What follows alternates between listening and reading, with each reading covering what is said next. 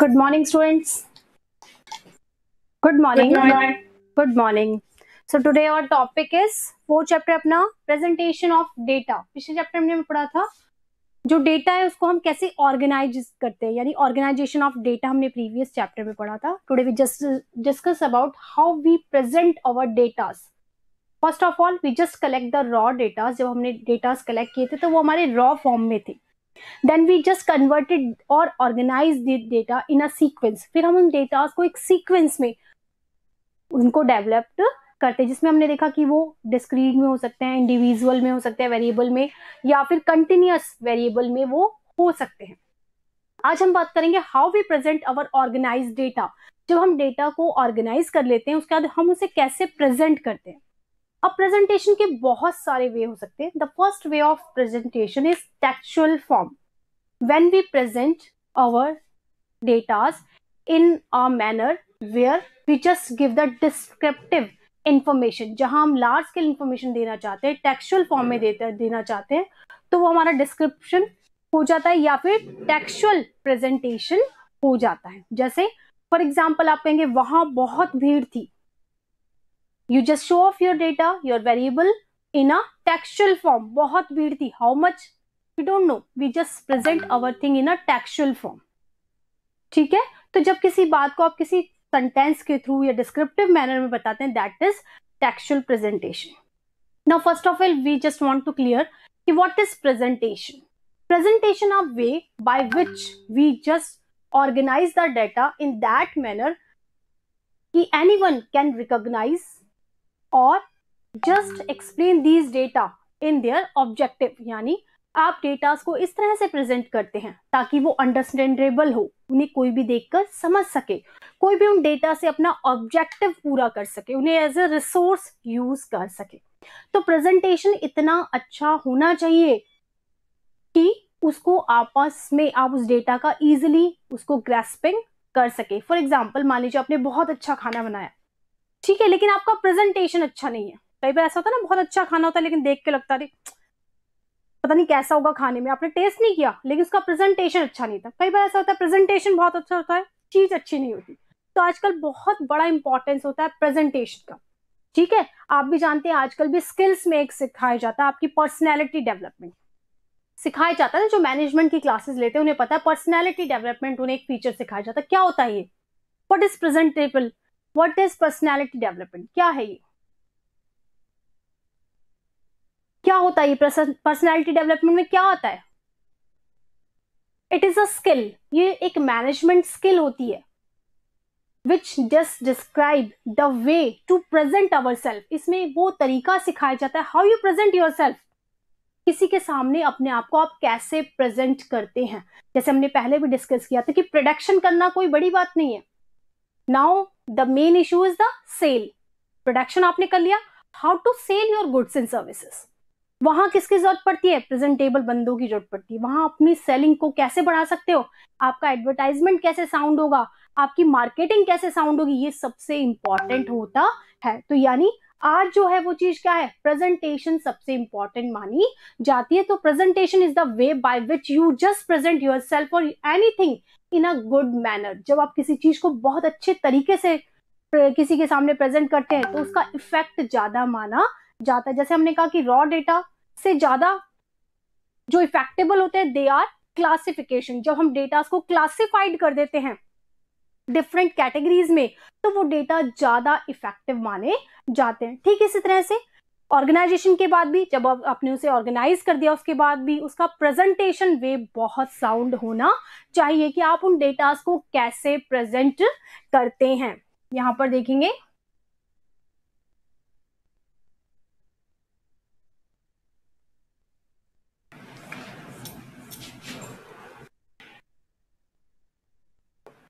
सबसे पहले देखिए इंट्रोडक्शन में हमने देखा कि what is presentation. Presentation is the way by which you just introduce your thing in a better manner. आप एक ऐसे तरीके से अपनी चीज को प्रेजेंट करते हैं ताकि सामने वाला व्यक्ति उससे इफेक्टेड होता है. That is presentation of data. अब हम यहाँ बात करें सबसे पहला टेक्सचुअल प्रेजेंटेशन, यानी आपने अपने डेटा को किस तरह से प्रेजेंट किया डिस्क्रिप्टिव फॉर्म में.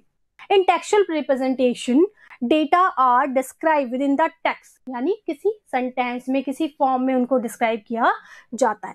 When the quantity of data is not too large, जब डेटा की क्वांटिटी बहुत बड़ी नहीं होती, उस समय दिस फॉर्म भी used as the for the presentation. इस वे को कब यूज करते हैं टेक्सचुअल फॉर्म को?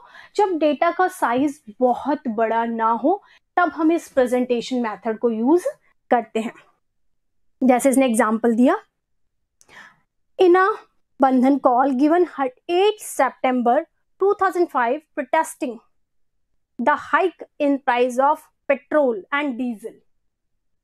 5 petrol pumps were found open and 17 were closed, whereas 2 schools were closed and remaining 9 schools were found open in a town of Bihar. यहाँ data बहुत बड़े नहीं है, आपको स्टेट वाइड नहीं देना कितने स्कूल खुले कितना, एक छोटा सा डेटा दिया कि जब बंद है उस समय एक बंद कॉल किया गया है, जब इंडिया लेवल का है, किसी स्टेट लेवल का है, उसमें इतने पेट्रोल पंप खुले और इतने स्कूल खुले, तो बहुत ज्यादा डेटा का साइज बड़ा नहीं है। तो आपने कहा कि ना बंद, एक बंद जो कॉल की गई थी उसमें इतने 5 स्कूल या 7 स्कूल, इतने पेट्रोल पंप खुले, इतने बंद रहे, तो बहुत छोटे मैनर में इनका साइज डेटा का बहुत कम था, इसलिए हमने उसे टेक्सचुअल फॉर्म में प्रेजेंट किया। तो टेक्सचुअल फॉर्म क्या होता है? जब आप किसी डेटा को डिस्क्रिप्टिव विस्तार से बताते हैं, दैट इज टेक्सचुअल फॉर्म। लेकिन वहां डेटास का साइज, आपकी जो क्वांटिटी ऑफ थिंग्स है वो बहुत कम दी जाती है।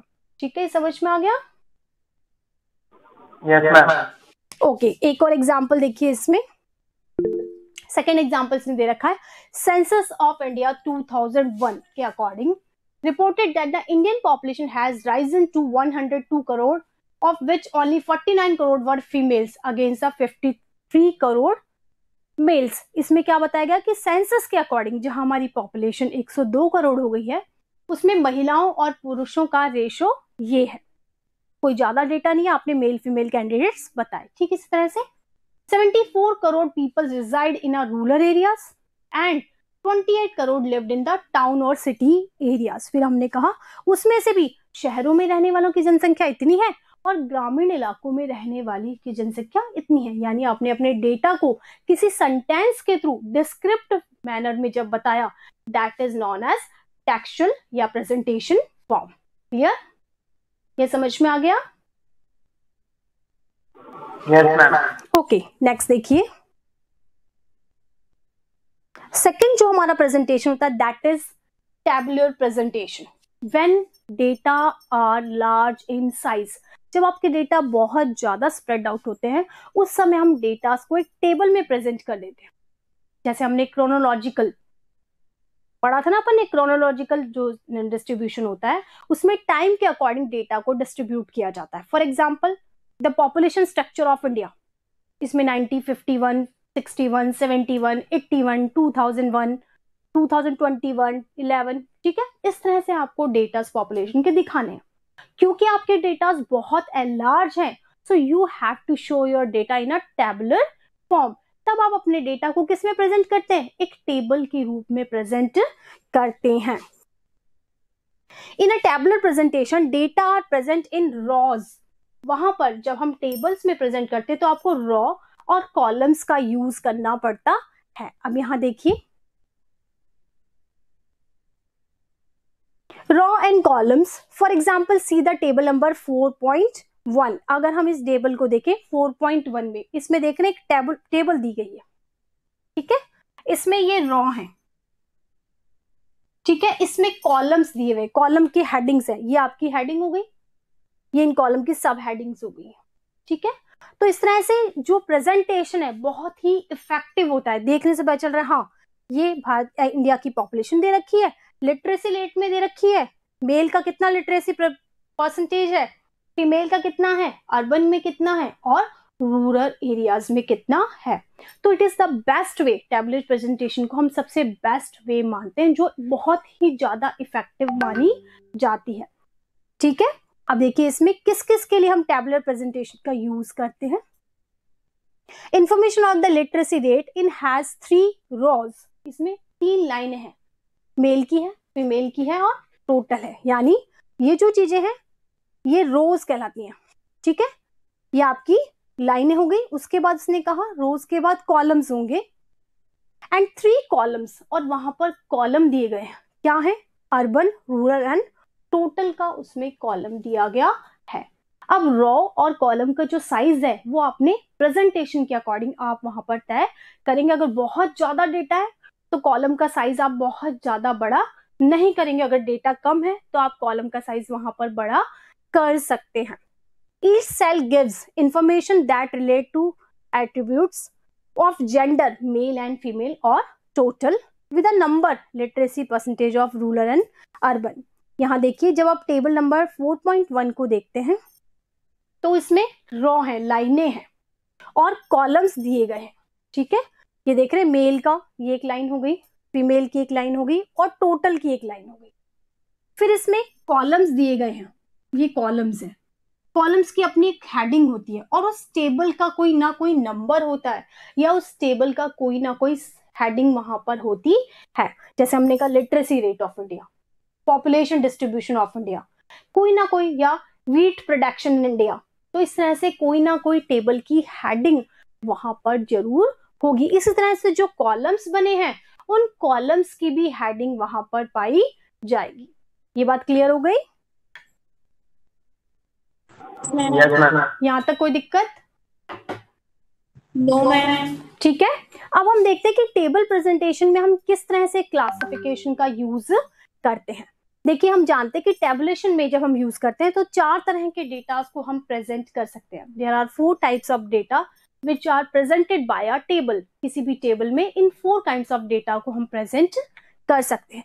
सबसे पहला जो डेटा होता है दैट इज क्वालिटेटिव डेटा, यानी जब हम किसी चीज की क्वालिटी को वहां पर बताते हैं तो वहां पर क्वालिटी को मेजर करने के लिए भी हम टेबुलर फॉर्म का यूज कर सकते हैं। सेकेंड जो डेटा है दैट इज क्वांटिटेटिव डेटा। जब हम किसी क्वांटिटी को प्रेजेंट करते हैं तो भी हम वहां पर इस तरह से टेबुलर प्रेजेंटेशन का यूज कर सकते हैं।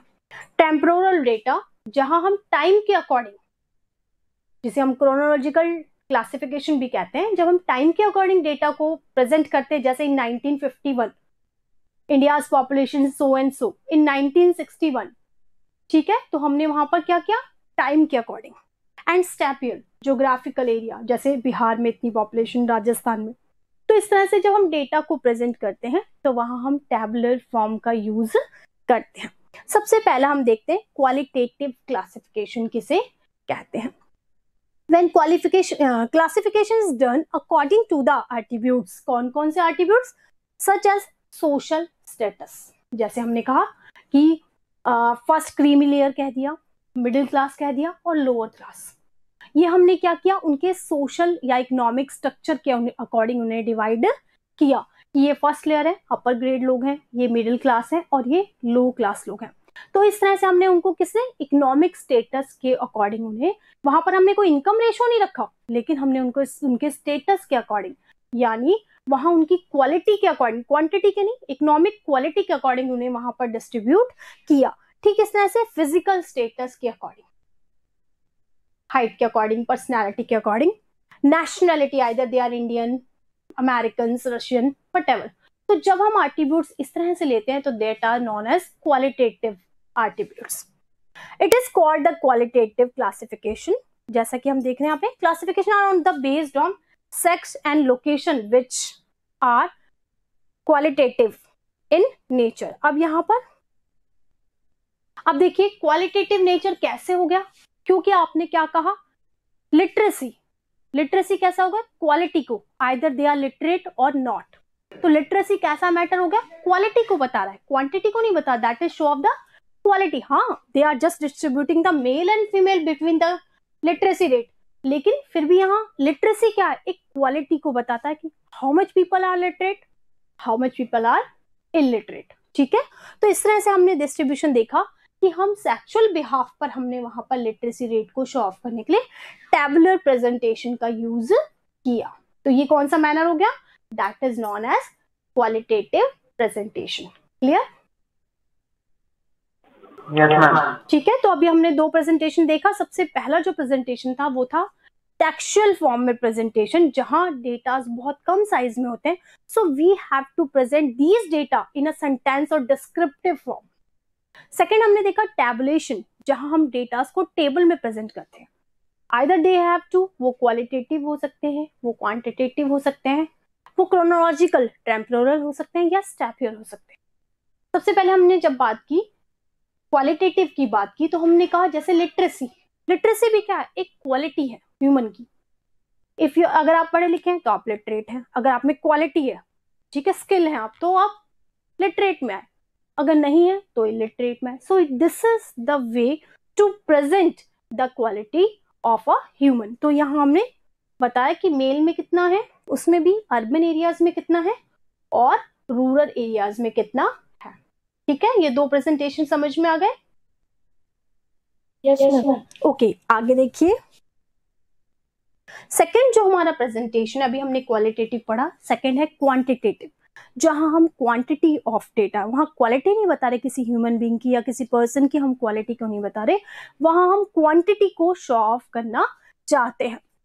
In quantitative classification the data are classified on the base of characteristics which are quantitative in the nature. हम यहाँ उस हिसाब से उन्हें प्रेजेंटेशन करते हैं जैसे उनकी क्वांटिटी है. Other words, these characteristics can be measured quantitatively, यानी इन कैरेक्टरिस्टिक्स को हम क्वांटिटी में मेजर कर सकते हैं. फॉर एग्जांपल इसने कहा जैसे एज, आपने देखा होगा कि एज, हाइट, फिजिकल जो अपीयरेंस है उसको हम प्रेजेंट करते हैं कि इतनी एज है तो इतनी हाइट होनी चाहिए या इतना वेट होना चाहिए. तो ये कैसा मेजर हो गया, दैट इज क्वांटिटी. आप उसे क्वांटिटी में बताते हैं. ठीक है, कि अगर आप 14 से 15 साल के तो आपकी इतनी हाइट होनी चाहिए और आपका इतना वेट होना चाहिए. तो these attributes are presented in the quantity, क्योंकि ये एट्रीब्यूट्स क्वांटिटी में प्रेजेंट होते हैं, इसीलिए इन एट्रीब्यूट्स को हम क्वांटिटेटिव एट्रीब्यूट्स कहते हैं. Classes are formed by the assigning limits called the class limit. अब यहाँ पे हम क्लासिफिकेशन कहते हैं, जैसे 0 to 7 ईयर्स के स्टूडेंट्स, उनकी कितनी हाइट होनी चाहिए, ठीक है, उनका वेट कितना होना चाहिए. तो हमने उसका क्या किया, क्लासिफिकेशन किया, जिसे हम क्लास लिमिट के नाम से जानते हैं. Value of the characteristics under the consideration, उसी क्लास लिमिट में हम उसकी वैल्यू सामने लिखते हैं. जैसा कि हम देख रहे हैं टेबल 4.2 में, देख रहे हैं आपके सामने स्क्रीन पे दिखाई दे रही है. डिस्ट्रीब्यूशन ऑफ 542 का यहाँ पे रिप्रेजेंटेशन है. By their age in an election study in Bihar, वहां पर एज वाइज यहाँ पर इसका इलेक्शन स्टडीज का किया गया है. जैसे 20 to 30 ये एज ग्रुप दे रखा है. ठीक है, तो ये आपकी क्लास लिमिट हो गई. Number of the response percentage, यानी 20 से 30 साल के लोगों ने के नंबर, कितने लोगों ने वोटिंग की, 30 से 40, और उनका रेशियो ऑफ परसेंटेज यहाँ पर दिया गया है. ठीक है, तो इस तरह से जब एट्रीब्यूट्स, इस तरह के एट्रीब्यूट्स जिन्हें आप क्वांटिटी में प्रेजेंट कर सकते हैं, दैट इज क्वांटिटेटिव एट्रीब्यूट्स. इस तरह की प्रेजेंटेशन के लिए भी आपको वही रॉस का यूज करना पड़ता है, कॉलम का यूज करना पड़ता है. कॉलम की भी सब हेडिंग्स होती हैं, और जो आपकी टेबल है उसका कोई ना कोई नंबर होगा, और उस टेबल की कोई ना कोई हेडिंग वहां पर देखी जाएगी जिस एट्रीब्यूट को आप प्रेजेंट करना चाहते हैं. ये क्लियर हो गया? ओके, एक बात ध्यान रखना, हमेशा जब हम टेबल्स का यूज करते हैं तो वो टेबल किसी ना किसी सोर्स से ली जाती है. सोर्स मतलब, क्योंकि ये जो टेबल है वो सेकेंडरी डेटा है, आपने कहीं ना कहीं से उस टेबल को कलेक्ट किया. तो सोर्स मतलब जैसे इसमें दिया असेंबली इलेक्शन पटना, यानी जो पटना के असेंबली इलेक्शन हुए हैं, है ना, 2005 में, वो हमने लिया है. कहाँ से लिया है कि सोशल स्टडीज की बुक्स है, उसमें से हमने ये टेबल ली है. तो इस तरह से हमें अपना टेबल के नीचे, टेबल के ऊपर जब हम टेबल नंबर देते हैं, उसका टाइटल लिखते हैं, उसके नीचे हमें फुटनोट में सोर्स भी डालना चाहिए. ठीक है, समझ गए? यहाँ तक समझ में आ गया? ओके. अब देखिए इसमें हमने क्या प्रेजेंट किया. ऐसे ही इसी तरीके से टेबुलर फॉर्म में जब हम क्वांटिटी प्रेजेंट करते हैं, हम वेट को और हाइट को, ठीक है, उसको भी वहां पर प्रेजेंट कर सकते हैं. जो हमारा नेक्स्ट क्लासिफिकेशन है दैट इज टेम्पोरल। टेम्पोरल मतलब अकॉर्डिंग टू द टाइम, जिसे हम क्रोनोलॉजिकल क्लासिफिकेशन भी कहते हैं। In this classification time becomes the classifying variable. यहाँ पर टाइम सबसे इंपॉर्टेंट है, क्योंकि जो हम क्लासिफिकेशन कर रहे हैं वो अकॉर्डिंग टू द टाइम कर रहे हैं। And datas are categorize according to the time. वहां पर डेटा को हम किससे कैटेगराइज करें? टाइम के अकॉर्डिंग। फॉर एग्जाम्पल, वो टाइम आवर्स में हो सकता है, वीक में हो सकता है, मंथ में हो सकता है, या फिर ईयर में। जैसे एक टेबल आपके सामने, टेबल 4.3, फिर टेबल का नाम है yearly sales of tea shop. एक टी शॉप की एनुअल सेल कितनी है उसको प्रेजेंट किया गया है। एनुअल के लिए ईयर्स लिए गए हैं 95, 96, 97 तो ऑन, ईयर लिए गए। और सेल, ठीक है, ये लाख रुपीस में दे रखी है कि 1995 में वहां सेल 79.2 लाख रुपीस की हुई थी टी शॉप पर। टेबल के नीचे हमने सोर्स दिया अनपब्लिश्ड डेटा। अनपब्लिश्ड मतलब ये डेटा कोई प्रिंट फॉर्म में नहीं है, ये डेटा उस शॉप से हमने लिए या कहीं से लिए, लेकिन इसने कहीं पर प्रिंटेड नहीं मिला ये डेटा, तो इस तरह से हम सोर्स उस टेबल के नीचे लिख सकते हैं। समझ गए? Yes ma'am. तो हमने कितने तरीके हमने पढ़ा? 3 तरीके पढ़ लिए। सबसे पहला मैंने आपको बताया था कि टेक्सचुअल फॉर्म में जब हम प्रेजेंटेशन करते हैं तब हम किसी भी शॉर्ट डेटास को किसी भी सेंटेंस में या टेक्सचुअल फॉर्म में प्रेजेंट करते हैं। सेकंड जो हमने तरीका पढ़ा था, that is tabular presentation, when we present our data in a tabular form, जहां हम रॉ और कॉलम्स का यूज करते हैं। टैबुलर प्रेजेंटेशन के 4 तरीके होते हैं। एक क्वालिटेटिव, जिसमें हम किसी सब्जेक्ट की या वेरिएबल की क्वालिटी को डिस्क्राइब करते हैं। सेकेंड इज क्वांटिटेटिव, जब आप उसकी क्वांटिटी को बताते हैं, ठीक है। और थर्ड जो हम पढ़ रहे थे, that is according to the time, जिसे हम टेम्पोरल या क्रोनोलॉजिकल क्लासिफिकेशन भी कहते हैं। डेटा को बनाते समय या प्रेजेंट करते समय आपको सबसे इंपॉर्टेंट बात जो याद रखनी है, the presentation of your columns और रोज। यानी जब आप किसी चीज को, डेटा को टेबुलर फॉर्म में प्रेजेंट करते हैं, सबसे इंपॉर्टेंट होता है कि आप टेबल का नंबर जरूर लिखें। फर्स्ट स्टेप है ये। The second step is the heading of the table. Table की हेडिंग होनी चाहिए, what you want to present in this table, यानी उस टेबल में आप क्या प्रेजेंट करना चाहते हैं। उसके बाद ये आपके कॉलम्स हैं, इन कॉलम्स की भी हेडिंग होती है। जैसे आपने यहाँ लिखा ईयर और आपने यहाँ पे लिखा सेल व्हाटएवर। उसके बाद ईयर्स के बाद आपको ध्यान रखना है कि टेबल के नीचे सोर्स दिया जाना जरूरी है। कि क्यों? From where you just find out this type of table, कि ये टेबल आपने कहां से ली, किसी पब्लिकेशन हाउस से ली, किसी बुक के पेज नंबर से ली, या it is unpublished source. Okay, समझ में आ गया यहां तक? Yes ma'am. कोई दिक्कत? यहां तक कोई दिक्कत बेटा? आगे बताऊं? ओके, आप देखिए आगे। नेक्स्ट जो हम, क्योंकि हम ये पिछले चैप्टर में पढ़ चुके हैं, इसलिए आपको थोड़ा स्पीडली बता रही हूँ, दैट इज स्पैचुअल। स्पैचुअल में क्या होता है कि जब आपको ज्योग्राफिकल क्लासिफिकेशन किया जाता है किसी एरिया वाइज, किसी state wise, when classification is done on the basis of place, इसी ज्योग्राफिकल बाउंड्री के अकॉर्डिंग अगर आप क्लासिफिकेशन करते हैं, that is known as statical classification. The place may be village और टाउन, वो प्लेस विलेज भी हो सकता है, वो टाउन भी हो सकता है, कोई ब्लॉक हो सकता है, कोई डिस्ट्रिक्ट, कोई स्टेट, ठीक है, या कंट्री वाइड भी वो हो सकता है। यहां पर एक टेबल देख रहे हैं हम, टेबल नंबर 4.4। इस टेबल में दिया है classification according to the country wide है। सबसे पहले टेबल के number, export from India to the rest of the world, यानी इंडिया से एक्सपोर्ट मार्केट जो है का डिटेल दिया गया है, किन किन देशों से एक्सपोर्ट होते हैं। फिर हमारा कॉलम की हेडिंग, डेस्टिनेशन यानी उन कंट्रीज के नाम, एक्सपोर्ट में उनका शेयर कितना परसेंटेज, ये शेयर है जो परसेंटेज में है, देख रहे हैं आप 100% यहाँ पे नीचे दे रखा है, तो टोटल परसेंटेज 100, ये शेयर उनका परसेंटेज में। फिर नीचे हमने दिया सोर्स ऑफ टेबल, कि total exports in US dollars यहाँ पर हमने दिया, और उसको सोर्स देंगे कि ये वाला टेबल आपने कहाँ से लिया, कि आपने किसी एक्सपोर्ट कंसल्टेंसी से लिया या कहाँ से लिया है, वो आपको, या आपके नेशनल सैंपल सर्वे या सेंसस डिपार्टमेंट से लिया, वो सोर्स आप नीचे डालेंगे। क्लियर?